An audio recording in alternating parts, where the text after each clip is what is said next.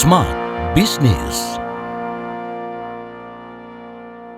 Smart Listeners, kembali kami menyapa Anda dalam program Smart Business. Tasya Rustama menemani dan kita akan ngobrol bersama dengan owner dari VPS Victorindo Group. Beliau adalah Ko Tommy Wong. Halo Ko Tommy.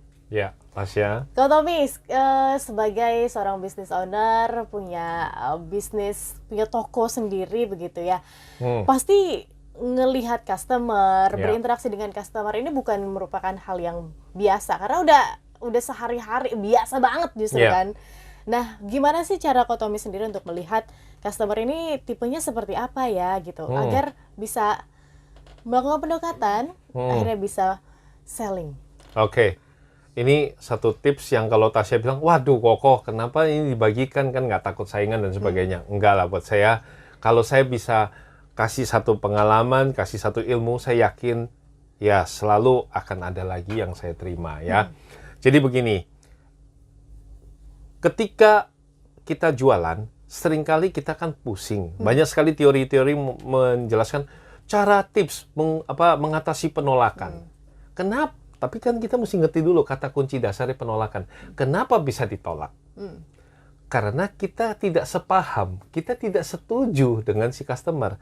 Kamu bisa ditolak karena kamu juga nolak. Ketika customer itu nyarinya apa, kamu kasihnya apa, yang kamu kasih itu adalah promo yang murah, dia nggak butuh, ya nggak heran kamu ditolak. Betul buat kamu, oh saya jualan speaker murah nih, Pak, dan sebagainya. Lah yang dia cari pulsa, ya nggak ketemu. Ya kan? Jadi tolong pahami dulu nih, kenapa kamu mendapatkan penolakan? Ya karena kamu menolak. Kata kunci selama Ko Tommy 10 tahun, bahkan sekarang saya sudah 20 tahun bisnis, tapi 10 tahun itu menjadi proses saya belajar. Di tahun ke-10 saya akhirnya ngerti. Saya terapin semua itu ke dalam bisnis saya. Kata kuncinya cuma satu, setuju dulu sama customer. Jadi ketika customer bilang, saya mau ini, saya mau itu. Oh ya, oke. Tapi harganya mahal, saya maunya yang segini. Atau kalau nggak, wah kok mahal dan sebagainya. Oke, setuju sih Pak. Menurut Bapak, jadi ini mahal ya. Oke, kita juga ada alternatif produk kedua yang seperti ini. Jadi setuju dulu. Gitu loh. Ketika kamu ditolak, setuju dulu dengan alasan kenapa kamu ditolak. Dan kadang-kadang dia bukan nolak loh. Dia cuma ingin mendapatkan apa yang dia mau. Jadi please jangan buru-buru judging di awal. Kalau di episode sebelumnya kan saya sudah bilang sama teman-teman semua, yuk kita perbaiki pola mental pikir kita. Nggak boleh, bahasanya kalau di teman-teman muslim adalah nggak boleh sujon ya. Sama, nggak boleh praduga jelek dulu ke Tuhan. Anggap bahwa semua kamu bisnis gagal pun itu adalah proses kamu bayar kursus yang mahal. Hari ini Ko Tommy, kalau teman-teman lihat di media sosial, saya pernah mengalami kebangkrutan sampai puluhan M. Nah, teman-teman kalau yang belajarnya pada mereka, lihatnya pada yang orang-orang yang nggak pernah kena masalah, ya nggak dapat ilmunya kan. Tapi kalau kamu sekarang kena masalah pinjol, 2 juta, 3 juta, tapi kamu lihat Ko Tommy hari ini yang sempat mengalami kebangkrutan dan harus bayar hutang puluhan M itu masih hidup, masih ada di sini. Berarti kan saya punya ilmunya, saya punya caranya gitu loh. Nah, salah satu caranya adalah kita punya customer, kita punya orang yang penagih hutang dan sebagainya. Jangan lari, jangan kabur, jangan ditolak, jangan dicemberutin. Tapi coba setuju dulu sama mereka apa yang mereka sampaikan. Setuju dulu ya, Kak. Selanjutnya nanti kita yang giring gitu. Ada tips berikutnya deh. Baik, berarti ketika customer datang nih kucuk-kucuk gitu kan, kita mendengarkan dia, oke, oh iya Pak, saya setuju begini.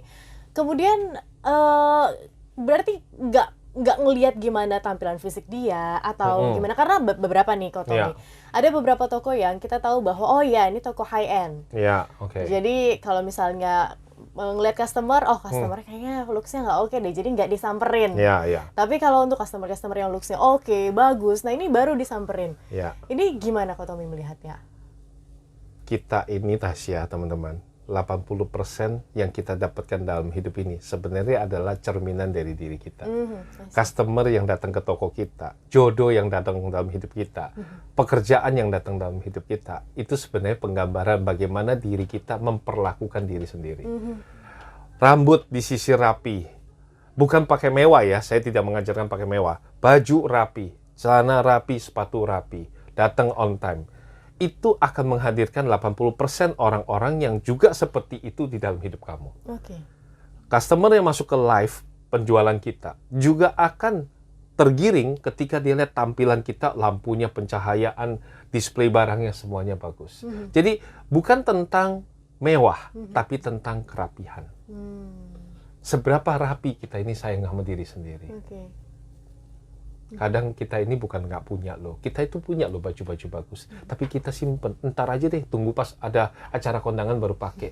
Apa salahnya sih kamu memperlakukan dirimu lebih baik setiap hari? Ingin dapat customer yang baik, ya perlakukanlah dirimu dengan baik. Customer mau berpakaian cara apapun, dia akan mendekati kamu ketika dia lihat kamu tuh adalah cerminan dia juga kan. Sekarang coba, customer yang mewah, kamu pakaiannya lusuh, kira-kira dia berani nggak deketin kamu? Dia takut kayak gitu. Jangan-jangan kamu mau ngapain saya.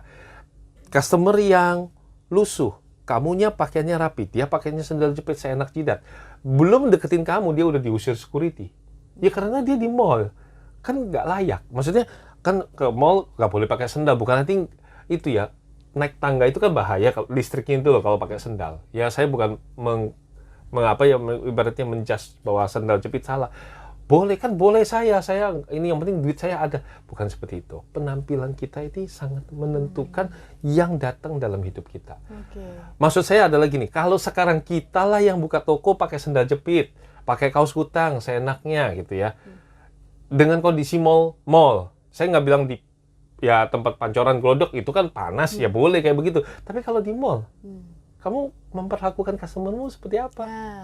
Berarti dimulai dari kita sendiri dulu gitu ya? Yes, itu. Kadang-kadang kita itu menyalahkan, kenapa ya kok orang lain dapat jodoh baik, saya dapat jodohnya buruk dan sebagainya. Nah, kamu memperlakukan dirimu dengan buruk. Iya kan? Pasang terus gitu misalnya, nggak apa-apa, jomblo bahagia gitu ya kan? Ya udah ya bahagialah kamu lah ya.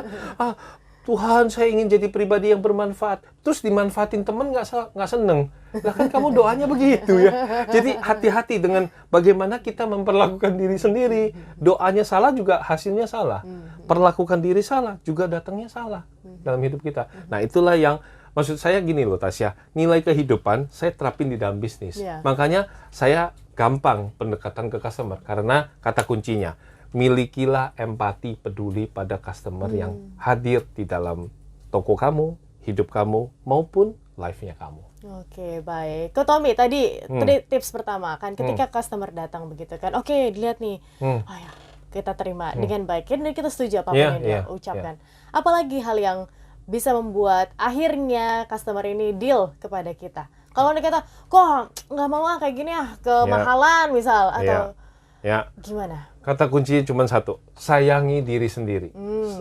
Kalau kita sudah menguasai product knowledge, kita sudah punya satu harga, customer nawar, udah diskonnya nggak mau 50%, 80%, ya kita bangkrut juga kan, nggak doang kayak begitu persetujuan. Bukan, tapi kita menggiring dari persetujuan, menggiring kepada opini, di mana dia, Pak, gini loh Pak, speaker ini yang Bapak cari memang murah. Tapi Bapak kebayang nggak dalam waktu 3 bulan dia udah mulai berbet, suaranya rusak, dia pakai baterai. Sedangkan punya saya, betul, lebih mahal.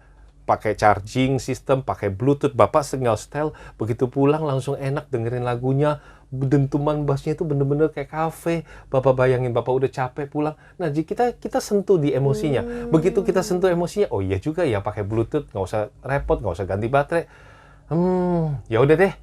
Entar dah kalau uang saya kekumpul saya beli. Boleh juga kan? Nggak harus dealing hari ini. Bangunlah sebuah hubungan yang baik. Hari ini dia belum beli, tapi besok bisa jadi pelanggan setia kamu. Jadi jangan judging di awal dulu. Oke, baik. Sentuh emosi. Sentuh itu emosinya. Karena ya hierarkinya daripada sebuah pembelian itu begini. Customer akan beli sama kamu, ya Tasya dan teman-teman semua, itu sebenarnya utamanya 80% berdasarkan emosi dia yang diperkuat oleh logika dia. Oh iya, boleh juga. Lalu baru kemudian dia menjustifikasi melalui testimoni pelanggan yang lain. Dia akan lihat, yang lain ikutan rame nggak nih? Coba, makanya kenapa rumah makan yang rame kan pada dimasukin semua kan? Kalau yang sepi ya nggak dimasukin kan? Karena dia lihat testimoni pelanggan. Rasa lapar itu menjadi nomor 1. Keinginan dilayani cepat itu emosinya. Tapi logikanya adalah, gue pengen makan makanan ini. banyak review yang sudah bagus. Tapi terus dia datang ke tempat itu, dia lihat rame, itu yang akan membuat orang masuk ke dalam tempat kamu. Oke, baik. Sentuh emosi, makanya ya kalau Tommy ya, penjualan tuh yang memegang peranan penting itu perempuan. Nah itu tips tersendiri dah. Nanti kapan-kapan wawancara Tasya. Karena kan kita kadang-kadang emosinya lebih jalan ini perempuan. Oke, Ko Tommy, gimana kalau Anda kata dia membanding-bandingkan nih produk kita dengan produk kompetitor? Oh enggak tuh, Ko Tommy, itu tuh di toko sebelah gitu. Dan sebagainya. Ya. Kita nggak perlu mengcounter. Lagi-lagi persetujuan kan. Oh ya Pak, ya ini yang kami punya ya. Kalau Bapak bilang sebelah lebih murah dan sebagainya, yang kami berikan ini kan juga ada servis dan garansinya, Pak. Betul. Nah, lagi kata-kata persetujuan kan. Betul, memang mereka bisa lebih murah. Tapi kan saya nggak tahu, Pak. Kan saya juga bukan pelanggannya ya.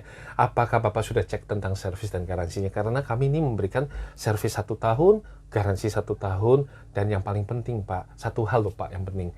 Bapak hari ini ketemu sama saya, Bapak akan selalu ketemu saya di sini. Nah, Bapak yakin gak nih kalau cuma sekedar Bapak cek di online atau apa yang tokonya nggak jelas, nanti Bapak purna jualnya bisa nggak?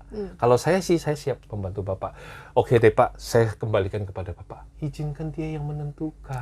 I see. Iya, kasih dia. Dan percaya, ketika kamu rilis, orang malah pengen. Kayak kupu-kupu ya toh? Iya. Kalau dikejar dia jadi inget pergi yang tentang gitu kan? teori itu ya. Iya. Kalau misalnya kita kupu-kupu dikejar pakai jaring, dia takut dia pergi. Tapi kalau kamu bangun taman yang indah, nggak usah dipanggil pun dia datang bersama teman-temannya. Oke. Nah, after sales kok penting nggak? Tadi sempat kok Tommy mention ini. After sales udah pasti penting lah.